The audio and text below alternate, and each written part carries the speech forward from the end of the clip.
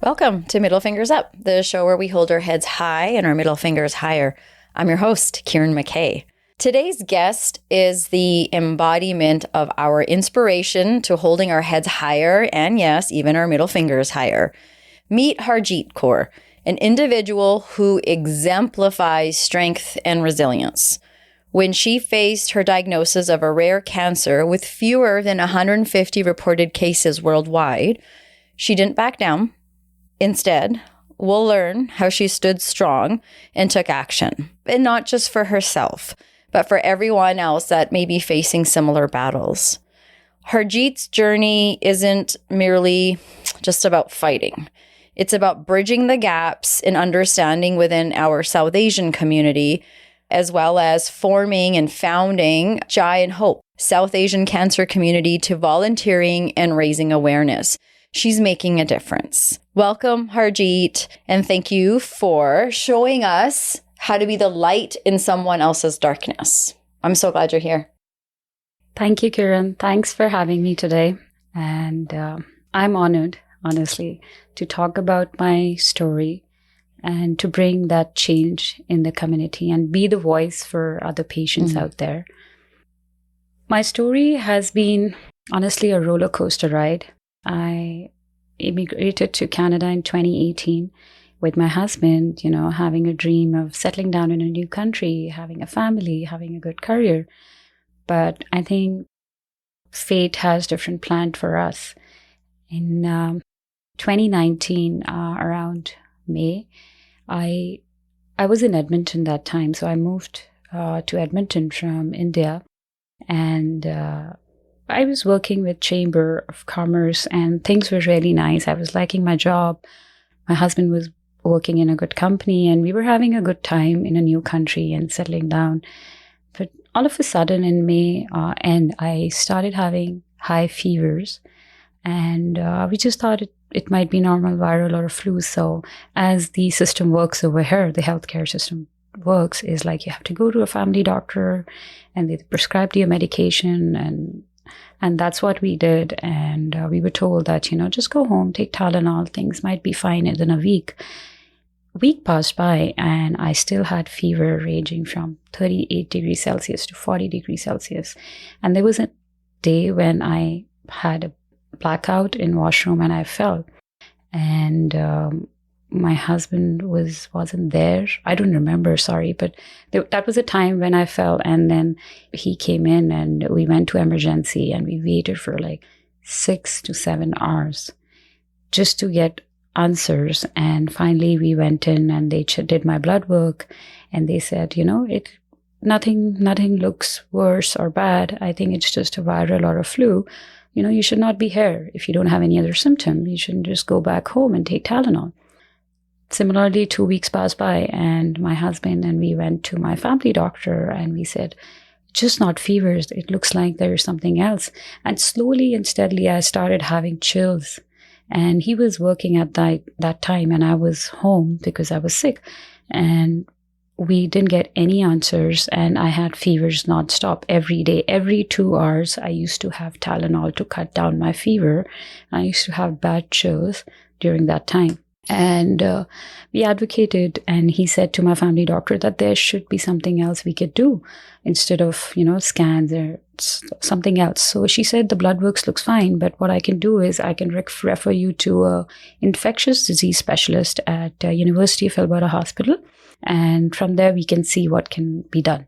So we went there and the same story happened. The doctor saw me and he said, Harjeet, it looks like that, it's a viral. Sometimes it takes time. I think you just keep a track of your fever, just, make a Excel sheet. I did had an Excel sheet for my fevers and I just jot down my fevers and I used to take Tylenol every 2 hours. Almost a month passed by And we were not getting any answers, and it was frustration. And I used to end up in emergency almost like, every week or so, and coming back to the same answer that, it doesn't say anything. Your blood looks fine, your blood work looks fine, and things look fine. And finally, my husband actually started talking to our family doctor back home in India. And we discussed with them, and they said that, ask them to do this and this. And you know how the system works over here. You can't get yourself scan or CT or MRI until and unless it's written for you. So we went back to our infectious disease specialist, and he said to him that, can we do a CT or something? He's like, no, it's not allowed. And then my husband did offer him like, I'm ready to pay. Can we do something? Because it just didn't look like fever. There might be something else. So he didn't agree to it. And we went back home. And then the next day or so, he just reached out to him again. And he said, I think I'll take her back to India because you don't have any answers. He really advocated hard. Like, he really made sure that they listened to him. Because I was not in a condition to talk, to do anything. I had fevers every day. And those were high fevers with chills. I could not eat anything. And it was just becoming hard for my husband to, take care of me, to go for work and things like that. And finally, the infectious disease specialist, agreed to do a CT scan. And he said, okay, we'll do a CT scan, but I think that there should be nothing, but we'll just do it. So he agreed it, and we did the CT scan, and I got a call after 2-3 days. And those days, every day I used to have fever. So there was not even a single day where I didn't have fever. And I don't have any idea how many Tylenol I had. So he called and he said, you need to admit Harjeet to hospital ASAP. We found some activities on the CT scan, but we're not sure. And I need to do some more tests to see what's going on. So ASAP, I was admitted to University of Alberta Hospital in June mid or end, somewhere around that time. And since then, until August, I was in hospital. September, sorry. And I was treated as a research patient in hospital. I had endless scans. I had like laparoscopy, colonoscopy. I had MRIs. I had CT, PET CT. I had 4 or 5 biopsies, and nothing was out. It took them almost 2.5 months to do everything on me. And we just lost it. And we said that, it's not happening. My fevers were still there. My body started swelling up. And I had so many doctors coming to my room and checking me every day and not able to understand what's going on. And my fevers were not stopping at all. And they all had this confusion, it might be autoimmune, it might be something else. I went through breast biopsy, I went through bone marrow biopsy, I went through so many other procedures just to see, but my body was not ready to show any other symptom. And I could not eat anything because of all these things. And my brother was in Edmonton that time. So my brother and my husband, everybody was, just taking care of me. And it was so difficult for them to manage their jobs and manage me at the hospital because I was nonstop at the hospital. And there was time when I used to faint in hospital many times because of my situation. And so he advocated a lot for my, these things. And we reached out to my family back home, and my mother flew from India that time in August. And after around 27th of August, we were about to get discharged from hospital because earlier that week, my husband discussed with my doctors in India and over here what to do next. So, and everybody decided that, I should go back home to India, like my family doctor back home in India. They said that you should bring Harjeet back because there is something else which is not able to be diagnosed. And her condition is really getting worse day by day. So he managed to speak to my family doctor in Canada and my doctors in hospital. And they said, okay, fine.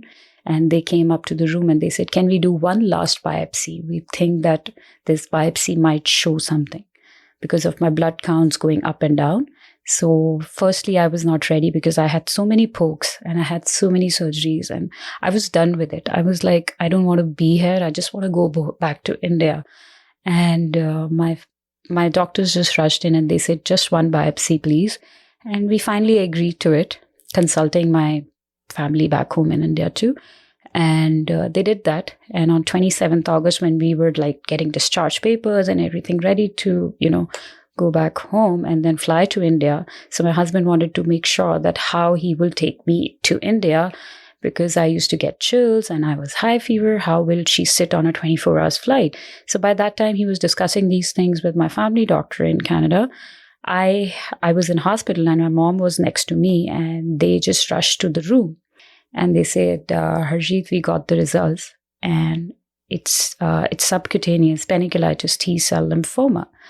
And I was like, what the hell is it? And he's like, it's stage 4 blood cancer, and we would like you to stay and request you to start the treatment ASAP, as a condition is really critical. And at that time, I was quietly numb. I could not react or say anything, because I felt like if I could see my mom listening to those words that you have blood cancer, and I could see that tears coming out of her eyes, and I couldn't react or I couldn't say anything because I was just numb at that time. I just felt that my life is over at the age of 32, listening to that news that you have stage 4 cancer. And I didn't know what to do and what to say to the doctor that time. And I said, I need to reach out to my husband. And they knew that my husband was, my spokesperson, and he used to talk about everything, and he used to be that person who, a caregiver. So I called him, and he was with my family doctor, and I was like, you need to come to the hospital. We got the results. He's like, what is it? And I didn't want to tell him on call that it's stage 4 cancer. I just said that it's cancer and they want you to be here. And he just rushed to the room and he spoke to the team and he said, can I have the report? Because in our mind, we were not sure if it's the right, prognosis, or if it's the right results, because until 3 months, they couldn't diagnose anything. And after having endless scans, tests and stuff, why I'm now told that I have cancer when I was all prepared to go back to India. And we just wanted a second opinion. And when we sat there and my husband talked to the doctor, and she said that, this is the report and we need to start the treatment ASAP. Her condition is really critical. And I would request she should not go back to India. She should stay here and we can start the treatment tonight. So because we had this time difference in India and Canada, so my husband asked, how many hours do we have? Because I need to consult to the team in India. And they knew that we were talking to our family doctors in India. So they said that take your time, but we need to start the treatment ASAP. So we asked them that if 6 to 4 hours are okay. And as soon as it was like 4 a.m. or 5 a.m. in India, we reached out to our family doctor, my uncle, my aunt, and we showed them the report. And they said that she's at the right place at the right time. By the time she'll come back, it'll be too late because her condition is really critical. And I think you guys are at the right place right now to start the treatment. Start the treatment ASAP. So we were told that I have to start the treatment. And as I mentioned, that I was quite numb and I didn't want it to make anyone around me feel that, I am just, lost. And I feel like, I'm losing this battle. I just wanted to have that strong face in front of my mom, in front of my husband and my brother. And I could see that, if I melt down, they'll go down with me. So I just wanted to keep that strong face. And the next morning, I remember before anyone was in the room, and I just cried and I felt like it's over. It's stage 4, like the stories you hear and you see that stage 4 is a rare and you can't survive stage 4. And I'm not in a family where I have seen a lot of cancer stories or I have heard a lot of cancer journeys. And it was not easy for me to cope up with that. And at that moment, I felt like, why me? What I have done wrong in my, life, or like so many questions that come up that time. And the doctor entered, and my husband entered, my mom entered, and And the doctor was sitting, the oncologist finally, that came in. I never heard about this term oncologist before. And he just came in and he sat and he explained us very nicely that, Harjeet, we've got the diagnosis. It's stage 4. It's a rare type of blood cancer. You are the new case for me, and we will be trying our best to treat you. But you have to remember that it's really complicated, and it will be aggressive chemo and painful chemo. And so the prognosis had cancer one side, and other side was HLH. So my body was fighting with cancer and HLH. So HLH is an autoimmune disease, so which eats your good cells. And cancer cells were already in my body. So he just explained us very nicely, like you explain a baby, what exactly it is, because it was something new for us. And we started the treatment. I was given a PICC line insertion. And I was in hospital for my 2 chemotherapies. And then the plan was to have chemotherapy every 3 weeks. And I was given a red devil. That's a name which is in a cancer world, I got to know. It's a huge red kind of big injection which has a chemo drug, and it was inserted to me. It was really painful. I mean, the chemo was hard, but the support I had from my family, my mother, my husband, my brother. And the most challenging part was to tell to my dad and my family back home in India. And I was quiet. I just completely, just shut down from everywhere. I was not on social media. I was not even talking to anyone. The people who were very close to me, who knew that I was sick for 3 months, they reached out. And my husband was the one who actually spoke to everyone. But that's also sometimes overwhelming for him because everybody was calling him and asking him. And it was hard for him and my mom to tell everyone that I've been diagnosed with cancer.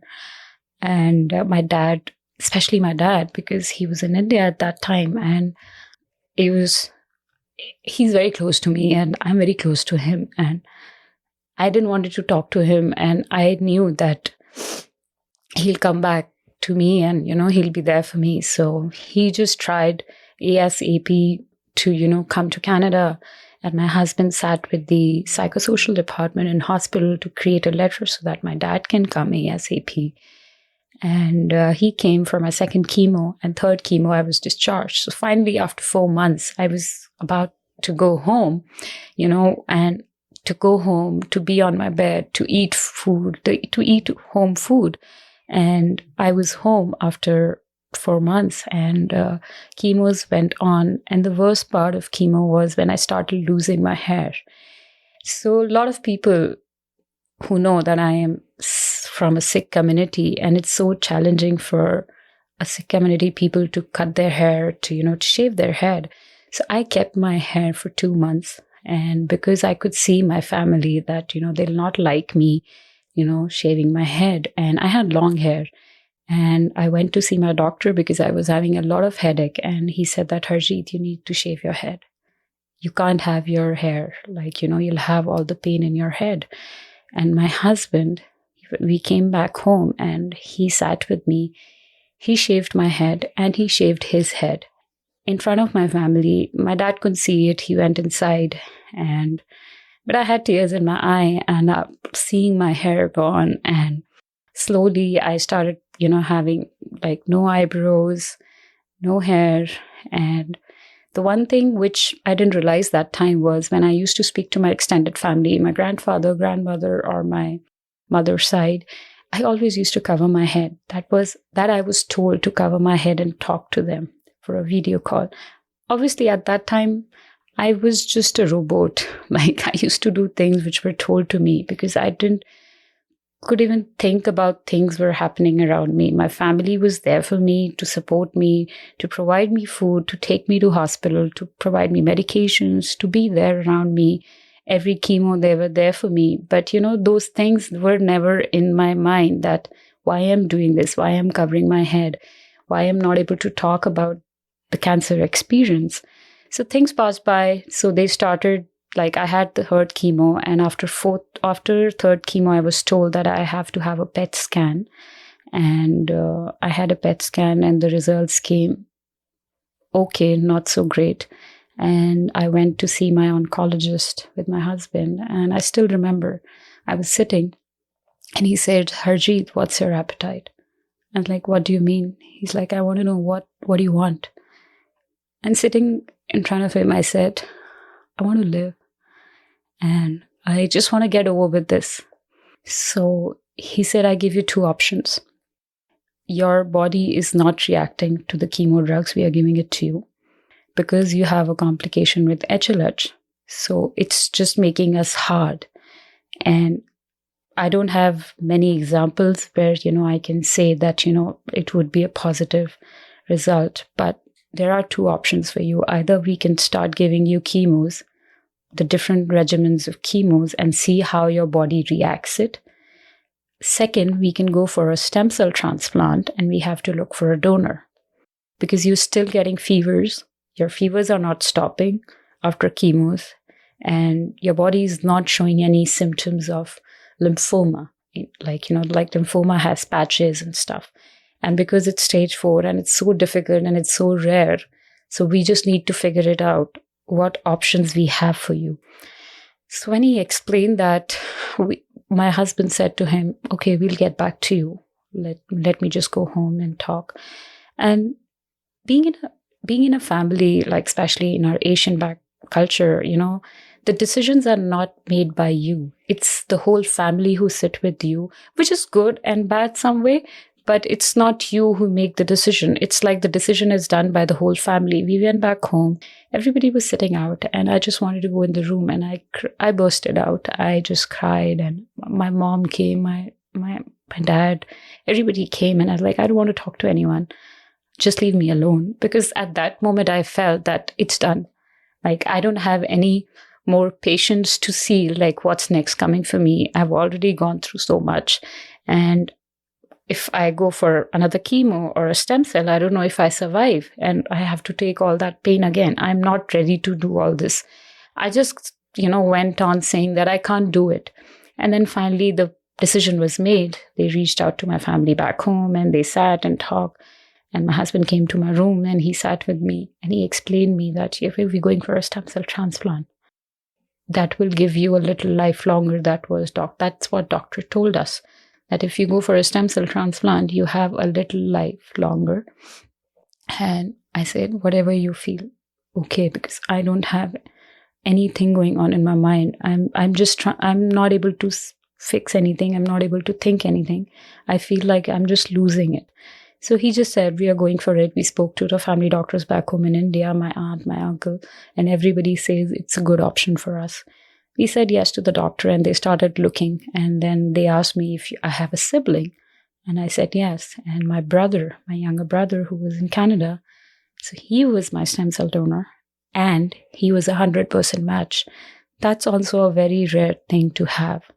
An oncologist called us and he said, her brother is a donor and he's 100% match. That's really rare, like to have 100% match. So we need to start the aggressive chemo to make her into a partial remission so she can go to a stem cell transplant. And the stem cell transplant will happen in Calgary. We don't have things in Cross Cancer Institute in Edmonton, so we need to do the stem cell transplant at Tom Baker. So it was like November, December passed by. And I just realized that, I didn't had my cycle. And I was worried, like what happened? And I just spoke to my doctor and he's like, I'm sorry, but, because of the harsh chemotherapy and because of your case and, fevers and rare diagnosis, you might have been thrown into early, fertility loss. And he said that I'll refer to your fertility specialist. You can talk to her. It might be an early menopause for you. And I could not process that. I was like, what can go wrong now? Like I'm already on stage 4. I don't know if I'll be able to survive this. I'm not sure that if I'll be able to live more. So I still went to see a fertility specialist and she said that I'm sorry, but you are into a premenopause. And because you're going for more aggressive treatment, which is stem cell, so there are chances that you'll not be able to get pregnant. So we came back home and my husband was like, that's okay, we'll adopt, we'll do something. At that time, I was like, I don't care. Honestly, I don't know if I'll survive or not. So this is the one thing which I really don't know if it's going to happen or not, if I'll be able to live that, longer. We went back home, January 2020. I started having blurry vision in my eye. We went to emergency. It was December or first week of Jan. And you know how hospitals are because of the Christmas Eve and stuff. So I had to rush to emergency because of my blurry vision. And we went in. We waited for 6 hours. The next morning, I had to see the ophthalmologist. He saw me and he said, it looks like lymphoma has gone to your eye. We need to do a biopsy for your eye and it will take a week. I went home and I was like, I'm done. I said to my husband, I can't do it. I don't have any more energy left to cope with anything. Like, I'm preparing my mind to go for a stem cell transplant to give that small hope. And now another cancer in my eye. So we waited for 6 weeks, 6 days, and we got a result. It was not cancer, but it was CMV retinitis, which actually damaged my right eye retina because of my immunocompromised situation, because of the chemo and drugs. And they said that we need to treat it. And that time I was having more chemos, the aggressive chemos, to plan for my stem cell transplant. And the oncologist said, we have to treat it, because if we don't treat the eye, it can go to your left eye and you can lose your vision in both the eyes. And at that time, I still used to get fevers. I used to get fevers all the time. And we went back and he said that, Harjeet, it'll be tough. We need to treat your eye and we need to give you chemo. So I used to have back-to-back. Feb was crazy for me and painful for me. I used to have 1 week chemo and the other week injection on my right eye. So it was like Feb month went like that. It's my birthday on Feb 17th, and I still remember I was home celebrating with my close friends and my family and was not sure if this would be my last birthday or I will have more birthdays to come. So just a family get together. Everybody came home. We celebrated at home. And I was in emergency the next day because of my fevers. And then March 2020, I was told that I have to go to Calgary to talk to my oncologist over there. My whole family went there. My mom, my dad, my brother, my everybody. We sat at Tom Baker Hospital with the team. And they sat there and they said, I just want to make sure that I, make you understand what stem cell is and how hard it can be. So you have to be prepared for the worst. So we sat on the table and the doctor mentioned that there might be a chance of death. But in her case, because her stem cell donor is 100% match, she's young. She might be able to survive. She might not. But we just have to prepare ourselves for the worst. And when she said that name, I could see my dad, my mom, they were not reacting to anything. They were just listening. And I could feel that what's happening over here. And, just having that strong face and just listening and, just doing, okay, yeah, whatever is needed, we'll do. At that time, we just didn't talk about it. We went home. No one talked. And we just sat and we waited for a call from Calgary team to tell us that what's the next plan. 17th March, when COVID hit 2020, everything was shut down, global pandemic. We got a call saying that Harjeet needs to come to Calgary, but now the treatment would be happening in April and we'll let you know. Because of the COVID and pandemic, things have changed. And she needs to come alone to the hospital. She needs to stay in hospital. We don't know, for a month or two, depending on her case. But no family members can see her, visit her.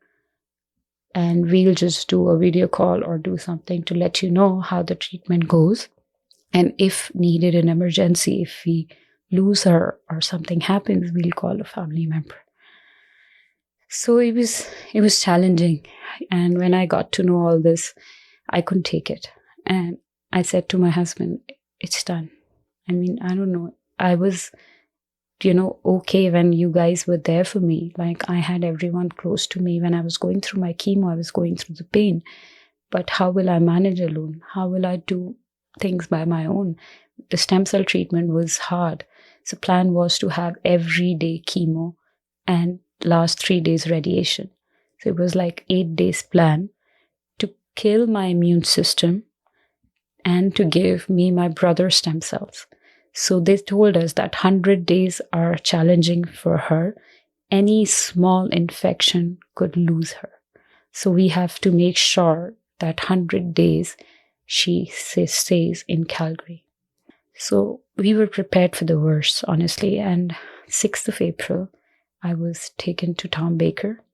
I still remember they admitted me to the hospital, and I was at the door, hugged my family, and I felt that this is the last time I'm hugging them. I felt like I'm not going back from here. And because it was not easy for me to go through all this by myself. And I just hugged them and I went in, and the treatment started the next day. I had CVC line, which goes through your heart because the treatment goes through your CVC line. And then I had feeding tube. I had oxygen pipe. I stayed in hospital for 35 days. In the beginning, it was okay because I could see everything and I could feel everything because the treatment just started. But by the end of the treatment, after 8 days, I started losing it. I was so much in pain. I was on opioids. I was on painkiller pump. I didn't remember when it was a day, it was a night. There were times I could not call my family. I could not do anything. They used to call my nurse. My husband used to call my nurse that she's not picking up a call. So it was so difficult for me.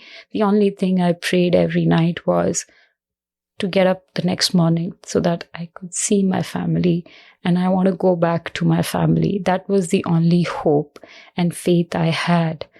And I don't know how I did it, those 35 days, but it was too difficult for me without my family. And I don't know how that strength came into me to, stay there for 35 days and recover from that harsh stem cell transplant treatment. 14th April was the stem cell transplant done to me. That's the medical term, which is called a rebirth day. So I remember the nurses wished me happy rebirth day because that time I was given my brother stem cell. So after that, I was discharged from hospital around May 7th and I went home. I was completely bedridden. I was on opioids. I was still on high painkillers. I could not eat because I had whole ulcers and mucositis in my mouth. It was difficult for me to eat. I was on feeding tube for 30 days. So everything was difficult and I was treated like a newborn because I could not eat, I could not drink, I could not walk, could not take shower or change my clothes. I was totally like a newborn, and my mom, my husband, my family took care of me like a newborn baby. So we stayed in Calgary for another 2 months because I had to be in hospital every week for a checkup because I was so neutropenic. I was on 0 counts. I used to get injections from my bone marrow to, get my neutrophils count up. And those injections costed us $2,000. I had to purchase second insurance. I had one insurance, and then I had to purchase second insurance before stem cell because they told us things would be not easy, And already we were so sick of all those things, mentally, physically, socially, financially. Staying in Edmonton, then moving to Calgary for 3 months. My husband stayed at my friend's place because it was COVID. So every day I had to change my clothes and stuff. So the doctors and nurses told that your family can come down and give the bag to nurse so that they can bring up and, you have a week's, clothes and stuff for your patient. It was very difficult for us those 100 days because I could get COVID. I could get any other infection. So there's a term called graft versus host disease, which not a lot of people know. That's the very rare disease which can happen to a stem cell transplant patient. And that could be, that situation where a patient can lose his or her life. So they had to make sure that I don't get graft versus host disease for those 100 days. Because what happens is you get a new cells in your body, and it's challenging for your body to accept those new cells. So body takes time to accept the new cells of a different person. So that's like, obviously there has been a science and, so much changes. So 100 days were challenging, and we were in Calgary, and we came back to Edmonton. And it was not easy. The 6 months were really challenging for the whole family because, I was weak. I could not walk. I still remember I had stairs in Calgary house where we rented the place. My brother and my husband used to lift me up on the chair, and they took me to the room. So I was treated as a newborn, and my mom took care of me like a newborn, like she gave me a new birth. And that was my rebirth, 14th of April. And I still celebrate that day because that's the second chance I got in my life. It's been 4 years now down the line, but I started writing my blog during my stem cell journey. When I was there, I started doing something where I thought that I need to share my pain experience to my family, to my friends, thinking that I might not go back from here, but everybody needs to listen to my story, my experience. So that's how the blog started. And I completed the 3 chapters. I'm writing on my 4th blog. And the journey started of blogs and advocacy from there. 2021, I just burst the news out on social media where I talked about my cancer journey. Not a lot of people were aware about that time. And a lot of people reached out to me, and because they were in shock to know that, because I was very fun loving, very outgoing girl who used to party, who used to go out, everything was there. And suddenly I was quiet for 1.5 years, and then I bursted out with this news that I had cancer and stuff. So it was difficult for my close friends to, accept that news. And then I posted my bald picture where my family was, my mom was not even happy with that. She was like, you shouldn't have done that, people will know. It's just that no one should know, apart from your, extended family, that you had cancer and you've gone through so many things. But I did.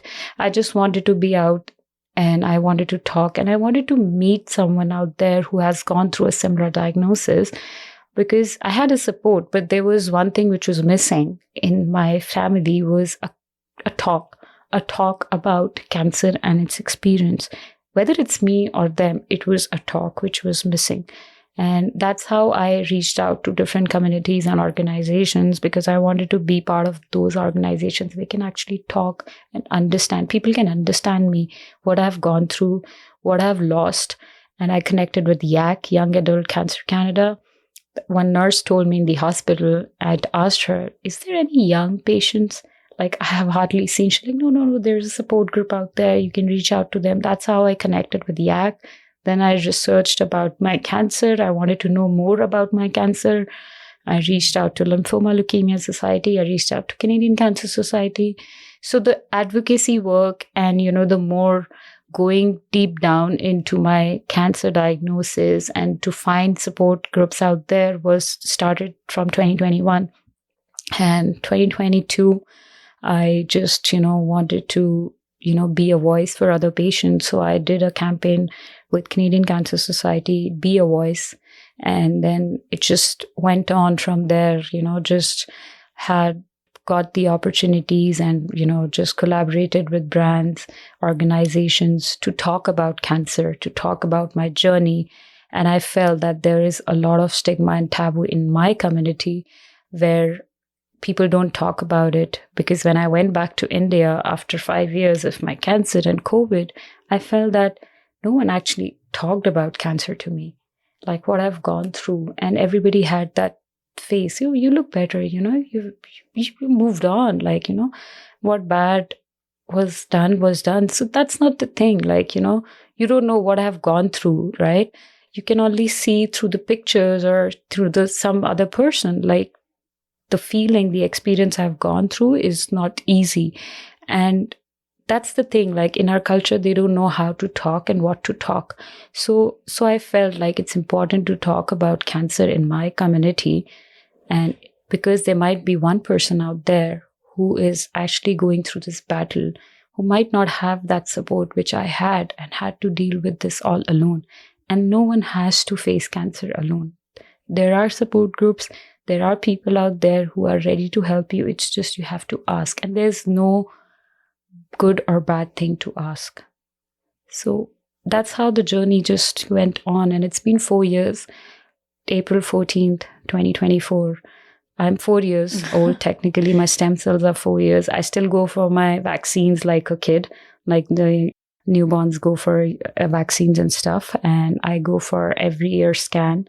I have every 3 months blood work and every 3 months my doctor appointment. So I'm seeing 8 specialists, 8 doctors, because I lost my vision due to the treatment and I'm still immunocompromised. My cells are, my blood work and stuff is not like a normal person.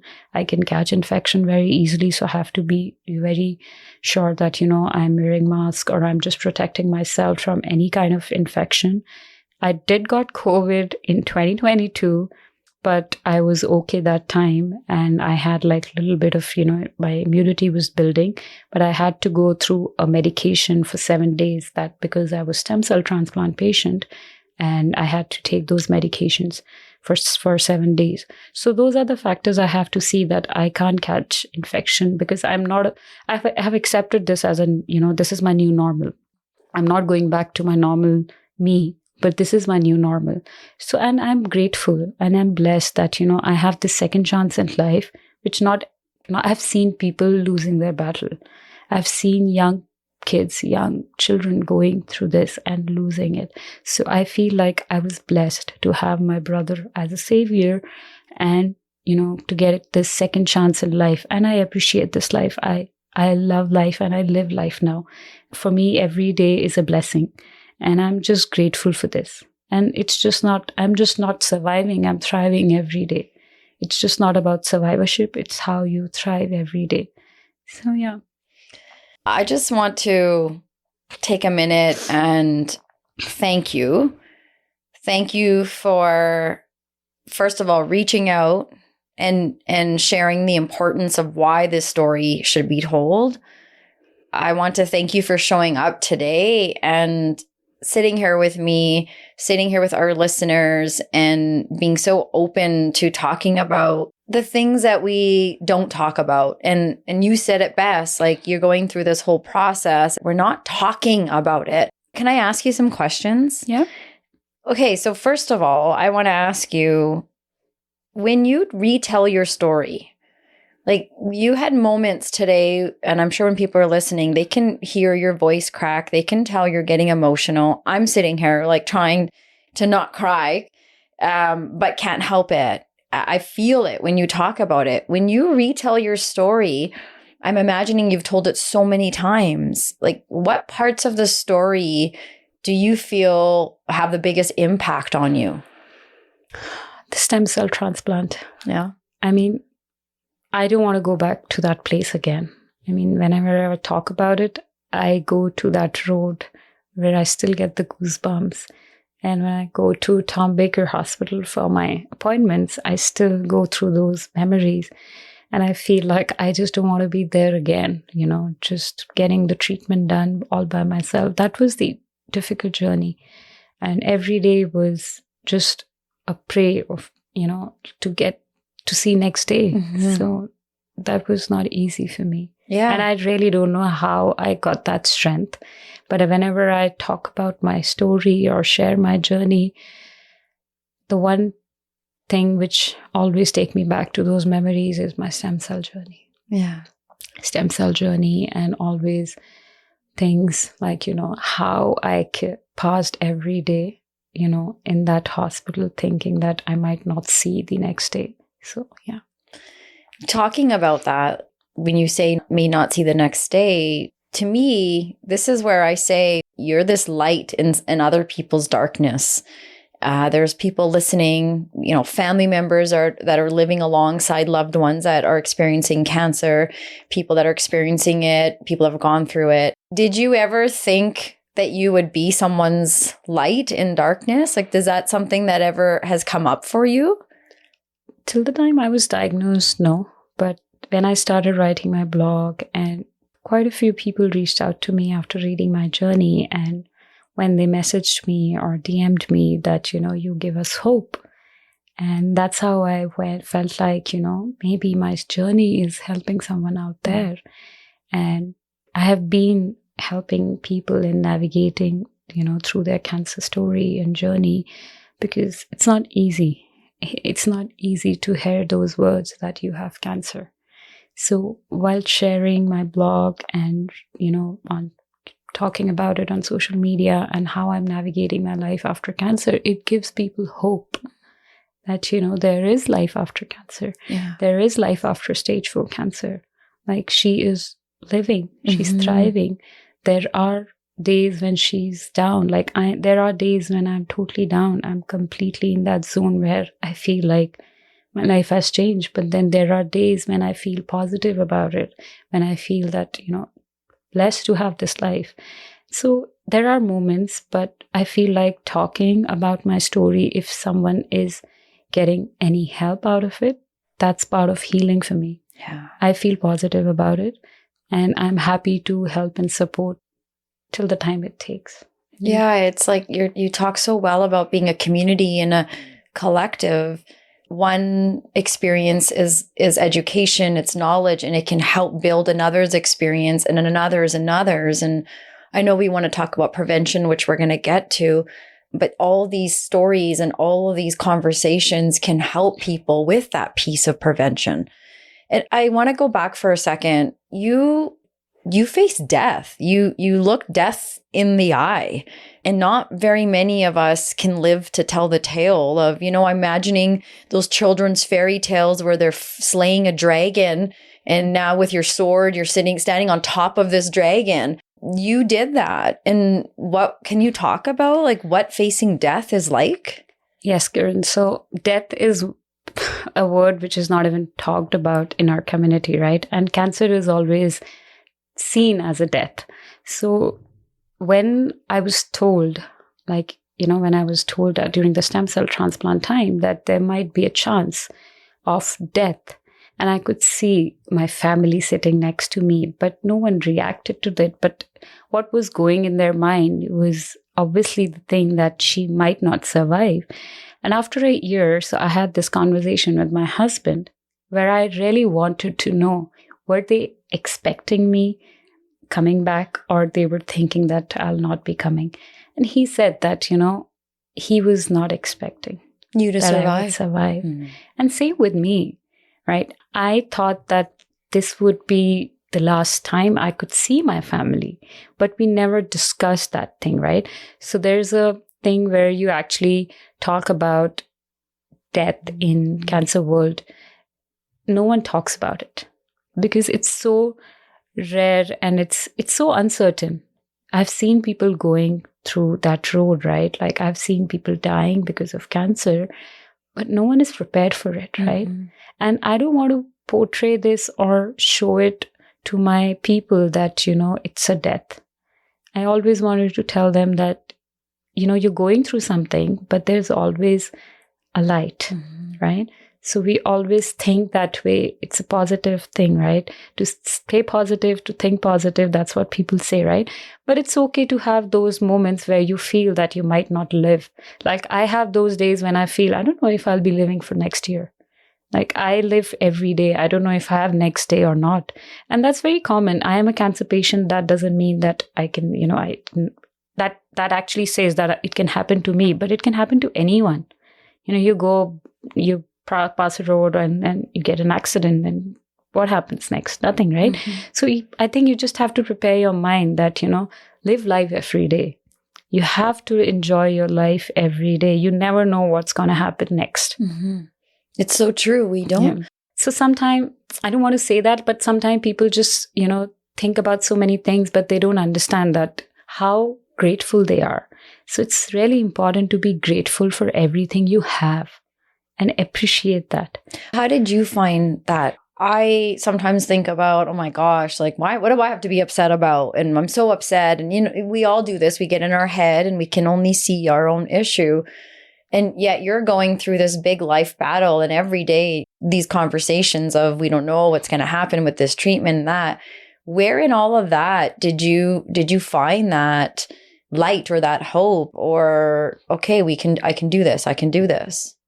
So this light, actually, when I came back from stem cell transplant, as I mentioned, that I never thought that I'll come back. And I still don't know how I got that strength to fight that treatment during that time. And when I was home, I was writing my journey. And when people reached out to me after a year or so, talking about their story and getting that hope and resilience from me. And, I felt like I was empowering them.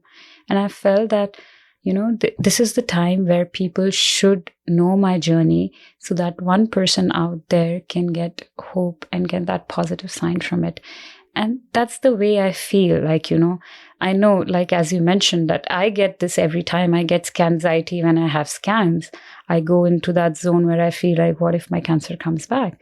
Not everyone knows, but I had a bad phase in this Jan where I have to go through something which was related to my cancer. And me and my husband, we had a chat and we felt like, what if it comes back? What's next?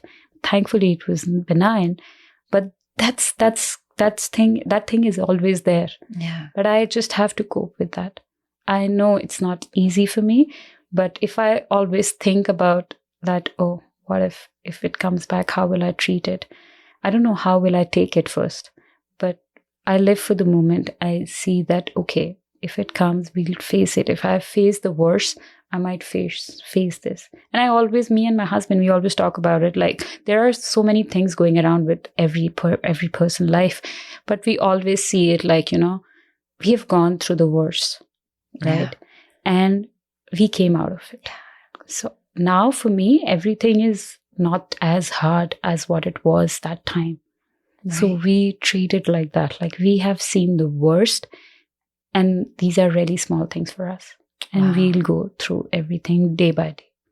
When you were in the hospital and decided, when you were telling your story, you're like, people have to know what this is like when you were isolated for those 35 days and you decided to start your journey of writing. Like, was that ever part of who you were before?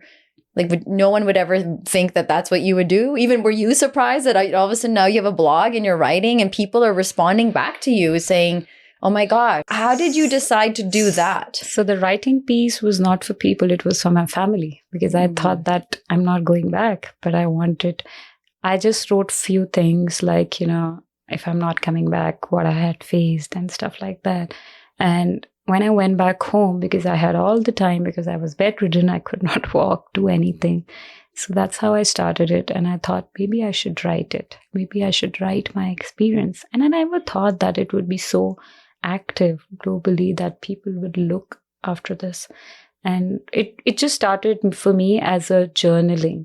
Like, I just wanted to write my experience from pre-diagnosis to diagnosis to isolation. And that's why I never wrote the fourth chapter of it, but I started writing this year because I wanted to write how I'm navigating my life after cancer. So, and I never thought that this would go huge, right? I never saw myself into this world, the cancer world, where I will talk about cancer, I'll meet people, I network with people who are going through cancer, and I'll support the cancer community and organization. I'm a volunteer and I do it because I'm happy and I want to do it, right? I want to be there to support people, and that's my safe space. I want to be around those people to help and support them. So I never thought that I would be here someday. Yeah, you were like IT, right? Wasn't that you? I was into sales, but it was IT tech, travel technology, but it was like different background for me, like, but it somehow helped me, like, because you are a salesperson, you know how to market things and you know how to do stuff, right? So and I was never a good writer, honestly, right? So it just went with the flow. Yeah. And when I started on social media and I started connecting with the other organizations like in Canada, and there were very, few in Canada who were through, I don't know, I don't want to say this, but there are so many subtypes and types of cancer. Like, you only see few out there, right? So it was challenging for me to find a lot of organizations. They were top 3 or top 4 organizations who were ready to share my story and who were ready to, collaborate and, talk about it. And slowly and steadily, it just started growing, right? When I researched more, I went on to US websites and stuff. And then when I was in India after 5 years, I actually wanted to reach out to Indian organizations. And it was shocking that, I couldn't find a lot of organizations who share journeys and stories. So it was difficult because it's a stigma in our community and people still don't want to talk about it. And my first interview when it happened in Calgary, where people were still taking cancer as a problem. It's not a problem.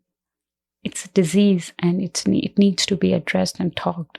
Yeah. So, and I want to go back about your blog. Did your family ever read that? So I actually shared it with my mom, and first one was my husband and then my close friends, because I just shared it to them on WhatsApp. I didn't want to share it on social media first and share it with my husband. Husband actually went through everything and read, and then I sent it to close friends.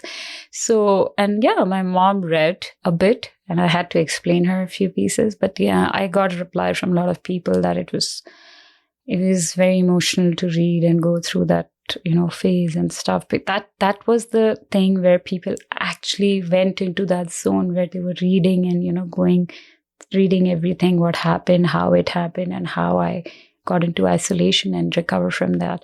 So, I got a lot of replies from that blog that, people were really touched and moved by it. And that's how I shared it on social media for people to read it. And for someone out there who's gone through and I was at the hunt of looking for someone with a similar diagnosis. Because in the cancer world, I've connected with so many organizations, but I haven't found someone with a similar type of diagnosis. Second, I haven't found people with my color. So, my thing was to share it on social media so that people can read it, and maybe someone out there was diagnosed with a similar diagnosis and can reach out to me and say that, hey, I had a similar diagnosis, but no one actually did that, right? So I was still looking for someone out there.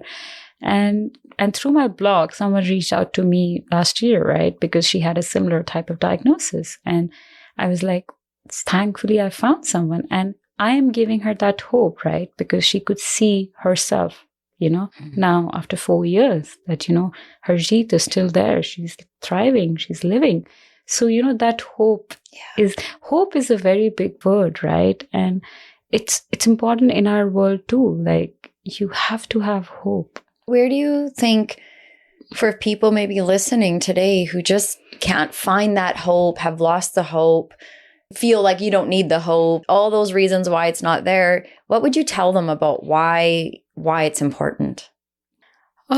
So I honestly don't have a right answer for that, but I feel like people who are listening to this, at least they'll have that thing in their mind, when she could do it and she has that hope and faith in her to go through the treatment and, go through isolation and come back after that. So why don't we have that hope? Be positive, stay positive. Maybe, things might work out for us too. Mm-hmm. So it's just that I don't know how people think about it, but it's different, right? From everyone. So I think something that I'm also hearing you say is you can have hope, but also it's okay to take moments. We're humans. We can't be positive all the time. And when you're going through what you're going through mentally through these medications and hormonal changes, I mean, as we're learning about your fertility issues, that all that was a big struggle, big consequence, to some of the medications. And so I think sometimes we think hope means we have to just always think good things. And I think we have to just give ourselves permission to be in a crappy place. And I really admire that you share in your story. There are many moments where you are saying, okay, that's it. That's it. And I think that's like the most important part of the story is that you yourself had moments where you're realizing, I don't know if I can do this. But, when you communicate, when you have a support network like you do with your husband and your brother and your parents, I just think it's so like you're a healing family for them to be around you and say, nope. And your husband saying, well, I also didn't know what was going to happen, but we have to, do something to stay strong and fight for this. So at least we can say that until the end. And I really admire that about you guys and your husband, even being honest with you in the end and saying, I don't know what was going to happen. Yeah. The thing is that, as you mentioned, that there are days there are moments when I'm like, just a crappy person and who doesn't want to talk about anything. And because of my hormonal changes and my medications, my chemo brains, there's so many things, right? Like I go through. So it's just not everyday hope for me.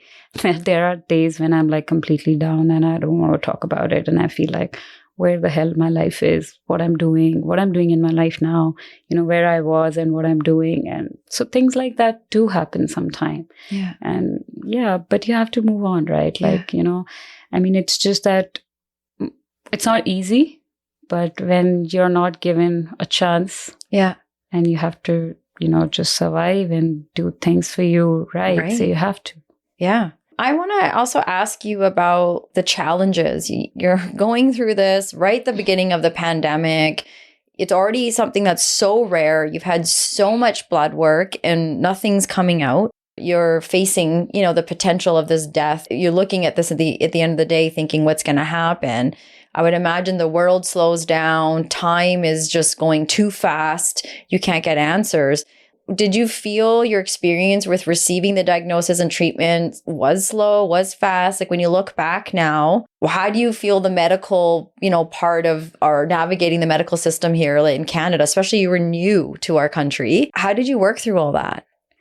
So that's a good question because that's what I'm doing right now. I'm advocating for patients, young adults. I was diagnosed as a young adult, and I always think that, if things would have been, in a speedier way, like if things would have been worked out in, they might have done a scan or test in first month of my fever, I could have been in a stage 1 position. So, our medical health system is really challenging and difficult because you have to go through so many steps and you can't get things done by your own, right? I had fevers for 3 months and I was told that it's just fevers and viral flu. But what happened? It was stage 4 cancer, right? And I had Tylenol for 3 months every 2 hours. I don't know what made that thing, got worse, right? So I feel like it's really important when you feel that, you're not, something is wrong, then you should actually advocate for your health. And that's what my husband did. He advocated for me, to know what's going on. So when it comes to your health, I think you just have to advocate. And being an immigrant, don't know how to navigate, what to do, whom to ask, whom to just connect with. So it was challenging for us. But because we advocated pre-diagnosis, we asked questions, and it's okay to ask. You can ask questions to your doctors. You should have a family doctor because you can't just go every time to emergency visits because you have to wait there for 6-7 hours. And it's difficult. And my family doctor was really good. She actually understood us, and she actually made sure that, we are referred to a good doctor. So in that way, I was grateful to have, a family doctor who was listening to us. Mm-hmm. And then obviously things went down when we were in hospital because it was too many people coming to see me, too many doctors coming to see me. And my husband always had a paper with questions, and he always asked those questions. So I think it's really important when you feel that something is not right, just ask questions with your doctor. And it's okay to advocate for your health. I mean, you don't want to be in that position where I was, right? Yeah. So, and being young adult, it's really challenging when it comes to cancer. And I have seen a lot of people who have been, misdiagnosed, or there was no early prevention or early detection in their case. Like in my case, if I was diagnosed early, things would have been different. Mm-hmm. I would have saved my eggs or preserved my eggs, and so many things, right? So, yeah. There's a lot of things that we just don't think about. Can I ask you, like before your diagnosis, did you have a different idea what cancer was? No, at all. So my family, my mom's side, my grandmother, she was diagnosed with breast cancer, and no one talked about it. Mm-hmm. No one talked about it until in the hospital I was asked that, do I have a history of cancer? And then I talked to my family and they said yes. So imagine that taboo and stigma around cancer. And when I was told that I had subcutaneous panniculitis T-cell lymphoma, I had no clue about these words. I know there's breast cancer, there's lung cancer, there's, cervical cancer. But I never had this idea that there are so many subtypes of cancer and there is a different whole world with the cancer. Yeah. Thing, right? So I never knew. Part of why you're here today is to address the stigma. And I'm very curious for you, having gone through it, as a South Asian woman too, like, why do you think we have such a stigma when it comes to cancer? When people are getting diagnosed, like you said, we don't talk about it. It's a problem. Where do you think is the stigma actually coming from? So what I feel is, because when I went back to India, when people didn't talk about it, and what I realized during my treatment, and there was no communication about cancer. I feel like cancer is always seen as a death sentence, and no one talks about it because they don't know how to talk and what to talk. So they generally keep that distance, right? They don't want to know more about it. And then what I've heard and researched about it, that a lot of Asian countries, they think cancer is a bad karma too. So there are so many factors, and it's just not cancer, it's any illness, mental health illness, abusive or domestic. So there are so many things where our South Asian community don't talk, right? And cancer especially, because obviously they think, cancer is the end road for them. No one's going to recover from cancer. They might die in a few years, right? Yeah. And then you have that distance from your close friends or close family members because they don't understand you. People start to look at you different. Yeah. And you don't want that sympathy from people. Oh, you can't do this. They think you're fragile. Yes. Yeah. And I don't want to be that person. I don't want to be that person who actually sees me like, oh, she's diagnosed with cancer. She can't do things. And I don't want to be like a burden on someone else. As I mentioned, like when we were chatting, my husband is not here right now, and I am trying to manage things by my own, which is challenging. But in the other way, it's good for me because I'm learning to be independent again. I was so much dependent on him for so many things, and I'm learning in that way that I can do things by myself, and it's not easy because I have tons of doctor appointments. I have those days where I just go down to those memory lane where I don't want to talk about it. I don't want to do anything, but I'm trying to fix it. So, and cancer is still a stigma in our community, and people just don't say its name too. I have seen people not taking its name. Like I have come across so many people from my family, extended family, who reached out to me through my father that, my so-and-so was diagnosed with this problem. Yeah. I got a call in one of the radio channels. My wife is diagnosed with this problem. It's not a problem. Guys, we need to address this. The person who is going through it, he or she needs to be talked about cancer. Or the family. And cancer doesn't happen to you, it happens to your family. Yes. It happens to you all, right? And it's just not a patient, it's a caregiver, and a family goes through those things, right? And that's why there are support groups out there. There are communities who are, doing things for those patients and caregivers. I met a person yesterday through Wellspring, Alberta. They are doing commendable job for cancer patients. And they have so many things. Like, they do yoga, meditation, Tai Chi, art program, music, and they welcome patients and family members. So, those support groups are there. I mean, if you don't know how to start, look for it.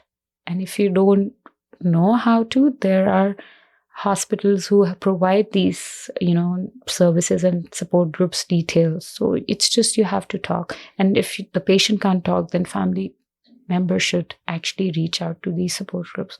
So it's really important. A talk about cancer, experience, pain, everything, and death too. Yeah. We have to be prepared for that too. Even earlier, we're talking about stigmas, and even earlier you talked about when you were losing your hair. And it is such a different meaning in the Punjabi community, absolutely, with hair. How did you decide that you were going to post this picture? How did you decide that instead of covering up, I need to show where I am? Like, where did that change for you? So as I was mentioning earlier, when I used to have a FaceTime with my extended family back home, and I was told by my father and mother that to cover my head and talk, I was doing it that time. But later on, when because I lost my hair twice, first during my chemotherapy, and then they were slowly coming back, the teeny tiny hair, and then it went back again to bald head during my stem cell. So for a year, I was okay, but when I started realizing, I started embracing that, beauty, that, okay, this is new me. This is me. I have to, I don't have to cover it for someone else, So that's how it started. And that's how I started posting my picture and shared it on social media. And I wanted to show that it's okay to be bald head. It's okay to be, like this. And it's a new me. It's new normal for me. And I should embrace that egghead. So, it started with that. Obviously, it took time for my family to understand that thing. It was challenging. I remember I used to have wigs from the hospital to cover my head, and then I used to have those bandanas and stuff. Yeah. I mean, it was nice to do some styling and all, but then... Did you get wigs? I got wigs. So Cancer Center, they provide wigs to cancer patients. That's a very good thing because they're expensive. So they provide wigs, and they do haircuts for cancer patients going through treatment. Right. They shave their heads in the hospital. Yeah. I've been around a few people, and I hear a lot with the wigs. They're itchy, they're hard to wear. And sometimes that's a blessing because many of them end up saying that's part of how they accept the baldness too. Like, you're already going through so much, and it's vanity. Yeah. At the end of the day, like, you're trying to survive and live. And here we still are addressing the things that society keeps telling us. We have to look healthy. We have to look. And at some point, did that ever switch for you from looking and becoming and being and working on the inside? Yeah, wig is a vanity. I did bought myself a wig because sometimes I do miss my long hair. Yeah. And it's okay. Like, it's how you feel and how you want to be, right? It's not like what other people think about you. I do wear wigs. I do style my head with some fringes and stuff because I like doing it. Yeah. And that's the thing, right? You should do whatever you like. You don't have to be judged by other people. Oh, she's wearing wig and she's, she doesn't have hair. That's the thing in our culture, right? People do talk about it like, it's very common. Oh, she's very fat. Yeah. Oh, she's very dark. Oh, she doesn't have hair. So these are the things we should not talk. Why do you think we do that? Why do you think we focus on those things? I really don't understand it. I don't give a fuck about it. Yeah. Honestly, since I've gone through all this, I really don't care. I do what I like. And I'll shave my head. I'll wear wigs. I'll dress up whatever I want. I've seen a lot, right? Yeah. And I don't care how my body looks to other person, right? So, well, your body is like just this big machine of strength. Yeah. What it went through, what it suffered through, and yet we care more about, like you said, like, do I look thin enough, or do I care about these things? But at the end of the day, this body is supposed to help us work through some of these unfortunate things that could happen, whether it's a surgery or something more extreme, like stage 4 cancer. And I embrace my body, right? I have marks and a lot of stuff happening, but I feel like it gave me that strength, right? Yeah. It took time to recover, but I'm happy with what I have right now and where I am right now.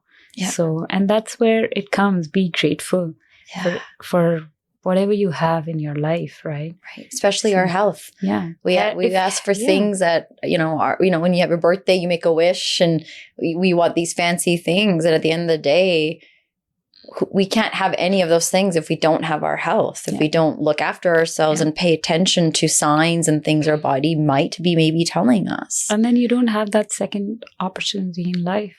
Like, I got this second life because I was lucky or I was grateful, right? But not everyone has that. Yeah, it's very true. Okay, so let's do a little bit about prevention. What advice do you have for people that can pay attention to early detection or prevention? What have you learned along the journey? Is there something that we can be doing or advocating for? So I feel early detection is one of the things which can actually cure you from stage 4 or stage 3. And it's really important to listen to your body. If you feel something is not right, make sure you go to your family doctor and ask questions. And you should know that there are programs happening where they do breast cancer checkups and, they do certain checkups. So just keep a track and knowledge about these things. And when you are at that age and life is really uncertain, anything can happen to anyone. So just make sure that, you have your questions. And if you have anything, just speak to your doctor about it. And and it's important. And that's what we are advocating for. Like being a young adult, I was diagnosed at the age of 32 with stage 4. I never asked for it, right? Yeah. So those are the things. If you feel that something is not right, ask, advocate for your health. And it's important. That's important. And I would add one more thing. We have an opportunity, I think the health system could be better in North America. However, living in North America, we're still lucky in some ways. We do have access. So sometimes, we feel bad because we're mad about how long it took to get in, but at the same time, in someone else's home or country, they would never get in. So there's this balance with that. But I think the other thing that we're lucky that maybe more of us can do is our regular annual health checks. A lot of times we have this, again, taboo of I'm fine. Or in our community, we don't have time to take care of ourselves. We have to take care of our children, our jobs, all these other things.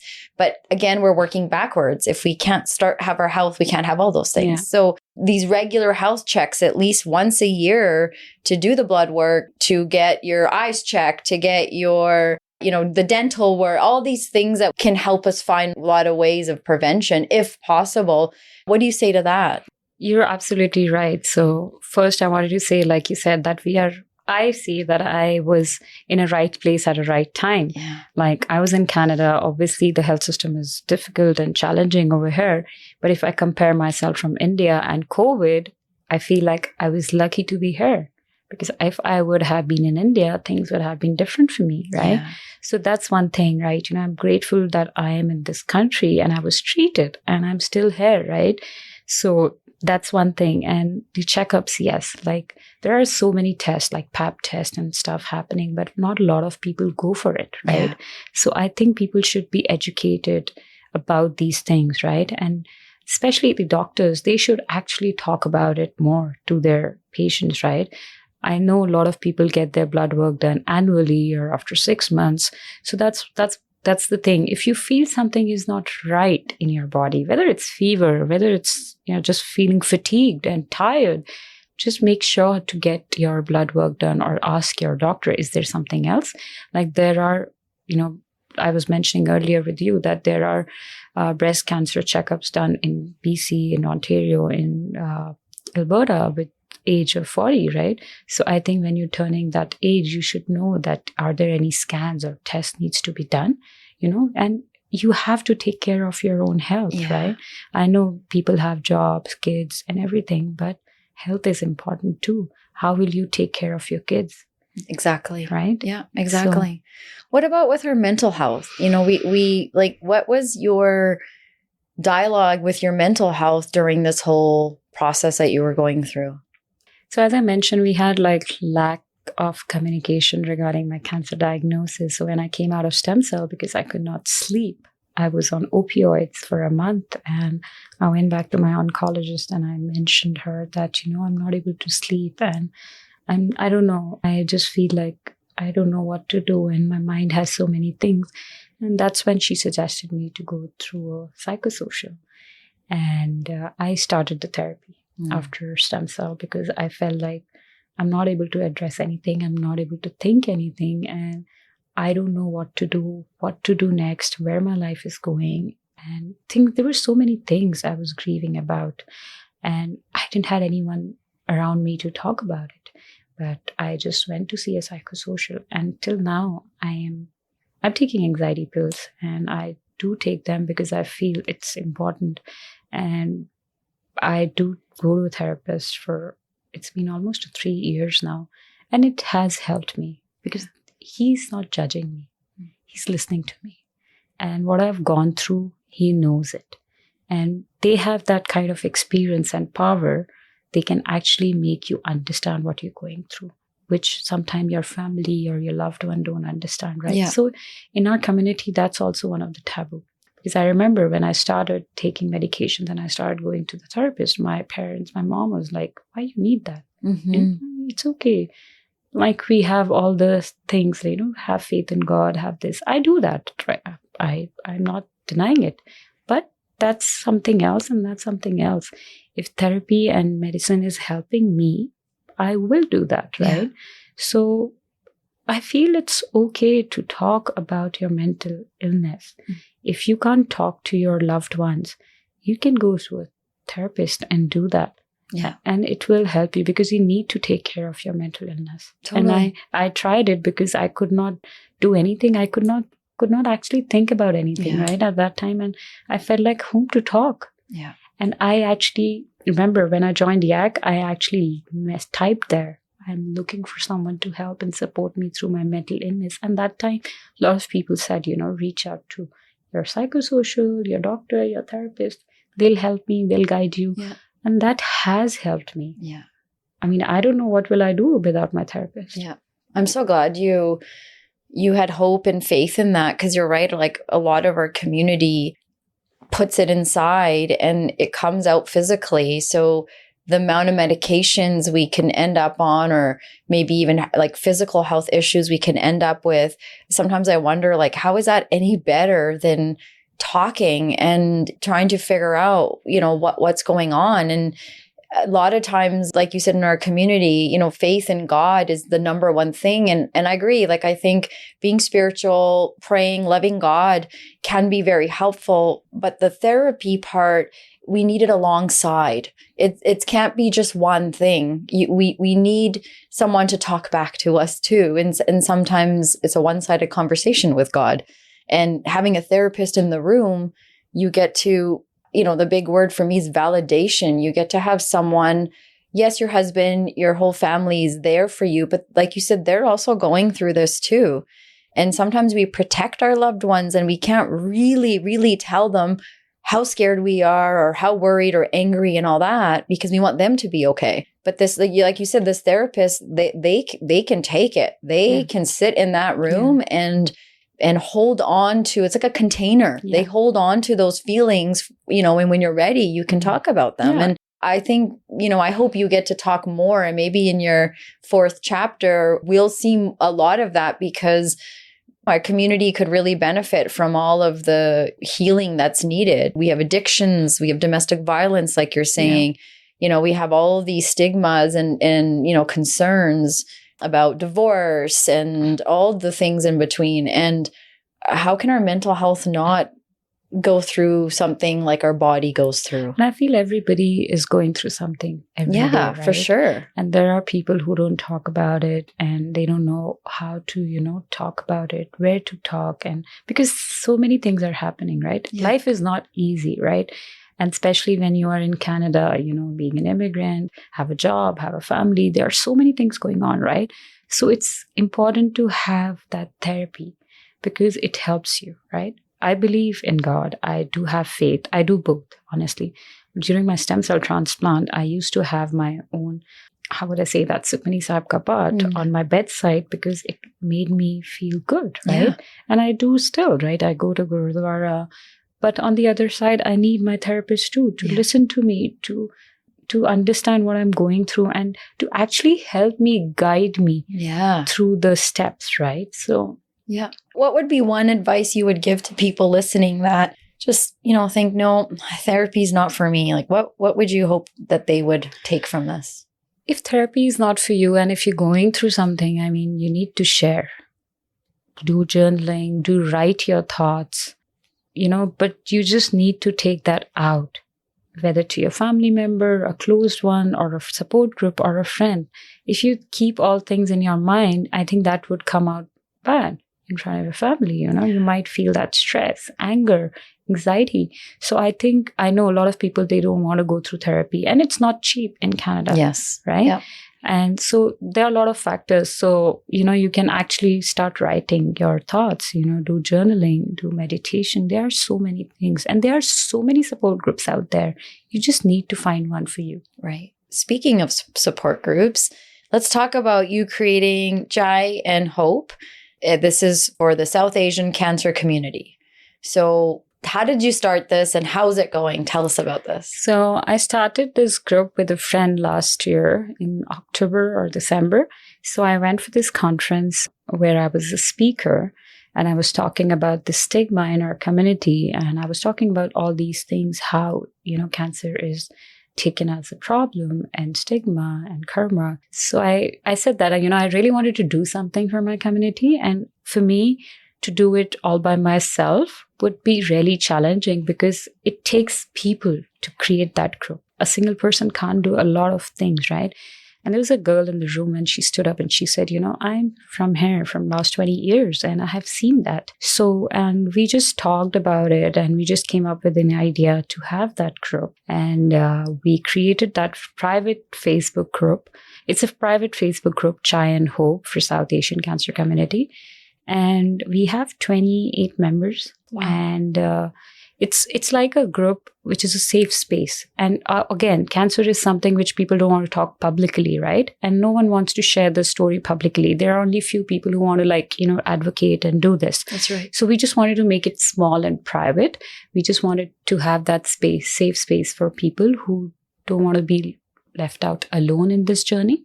So that's how the idea came up. Mm-hmm. And we are still figuring out things in that group because we really want people to talk and to start that conversation, which is still a struggle. But, that's one baby step we did.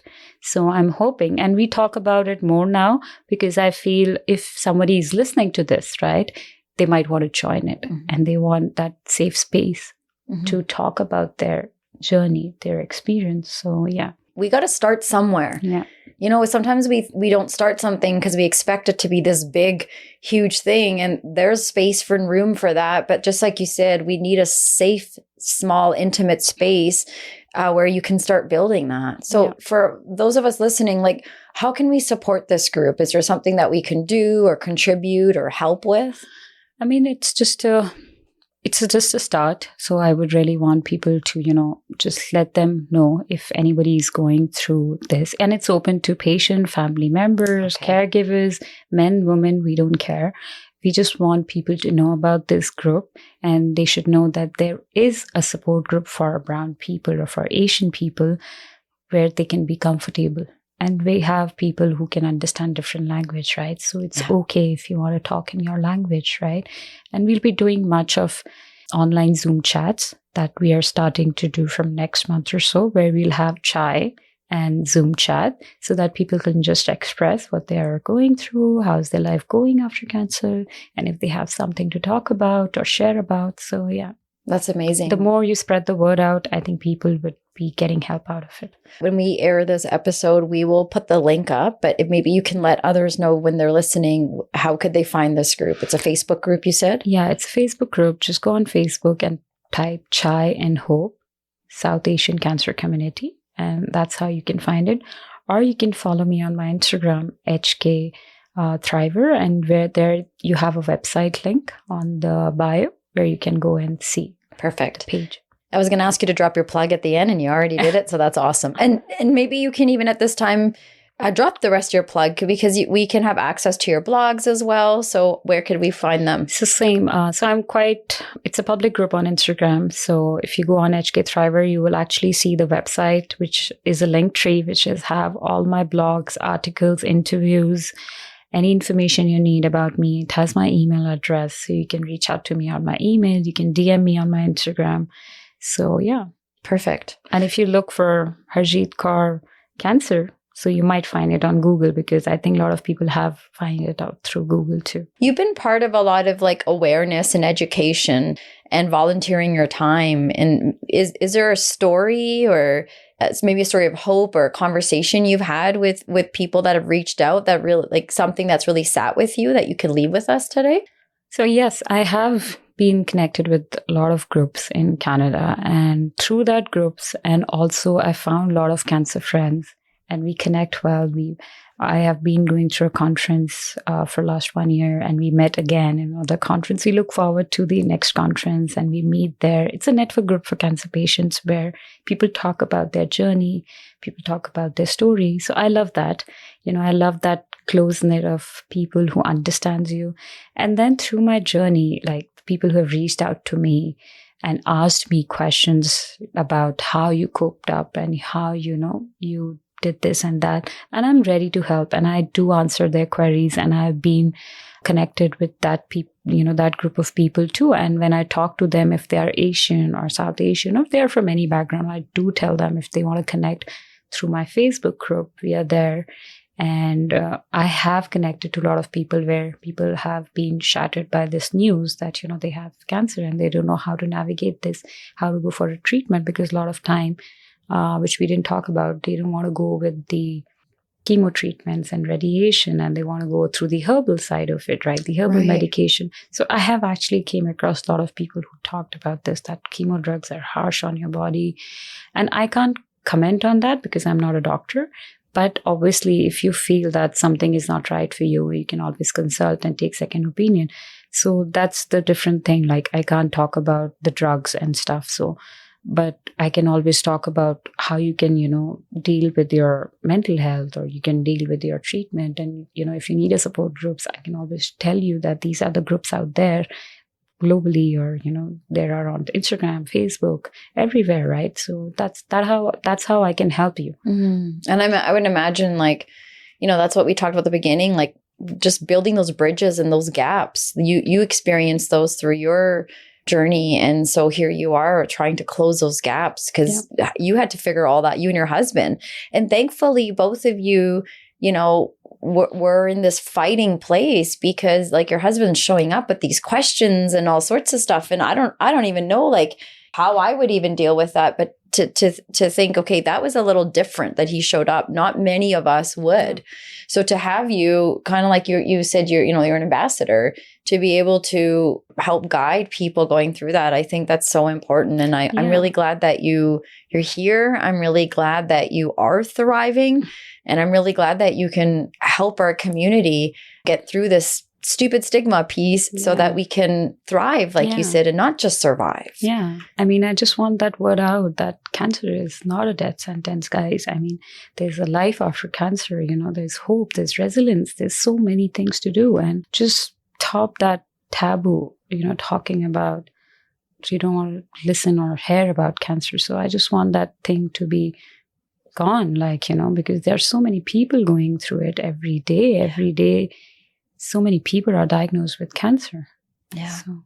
Okay. Is there anything that you wish I had asked you today, or something you want to share or maybe go back and add to that we didn't talk about yet? I think we actually captured everything, through prevention, through early detection, through stigma, and, the support groups and the communities out there. I think we did a great job. You know what? I was going to say, you are such a good guide for me because I can be everywhere, and you did such a good job helping me stay organized. And when you started with your story, it got me thinking, I'm like, oh, this is a good structure to do, because I always interrupt everyone. I'm always like, okay, what about this?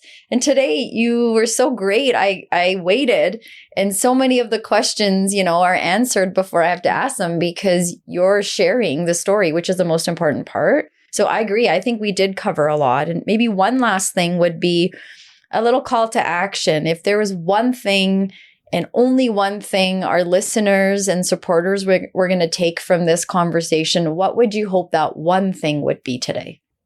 That one thing would be a hope and resilience. I mean, it's so important to have that faith and hope within you, right? So, and just live life.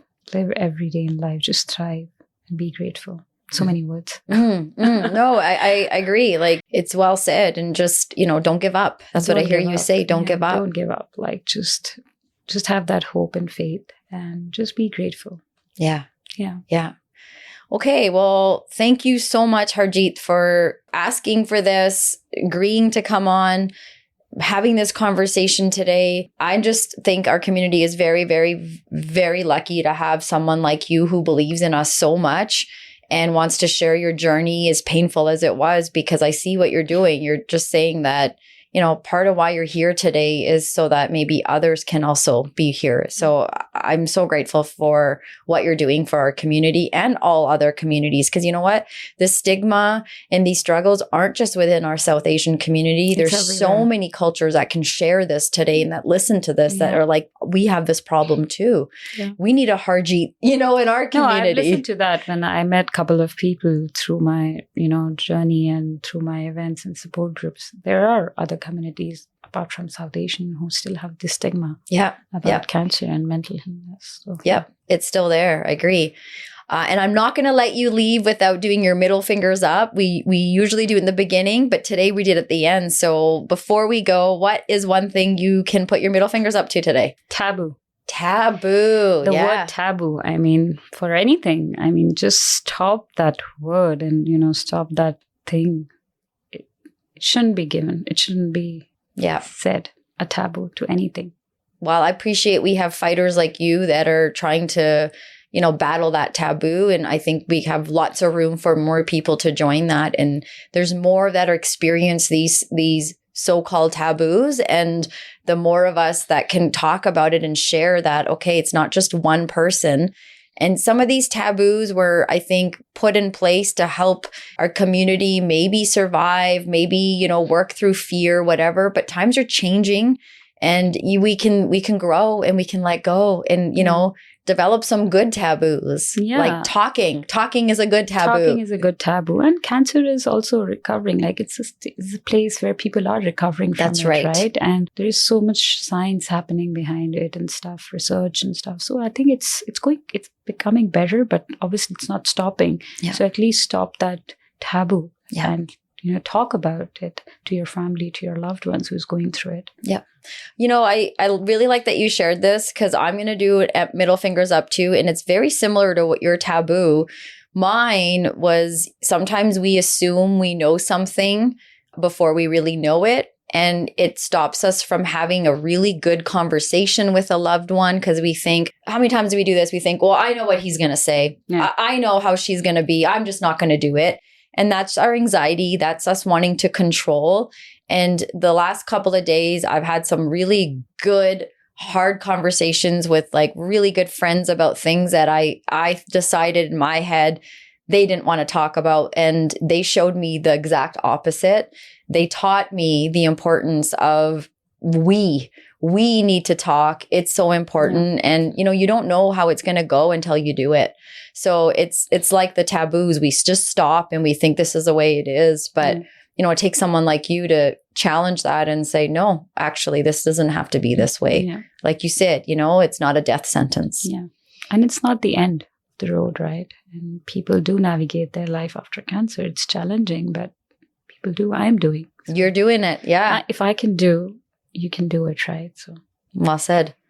Okay. Well, thank you so much for coming on today, spending time with me, with our listeners. And for our listeners, these conversations are door openers. We want you to be part of them so we can keep that door open. Send us your feedback, ask us the questions, tell us how you want to be part of this. We will make sure that you can reach out to Harjeet and all of her resources that she provided when we post this episode. And you know where you can find us if you have anything to add. Thank you. Thank you, Kiran, for having me and listening to me. Of course. Yeah. We're a community. We have to be a collective. We have to be do together. We do. Yeah. To make a change. Yeah.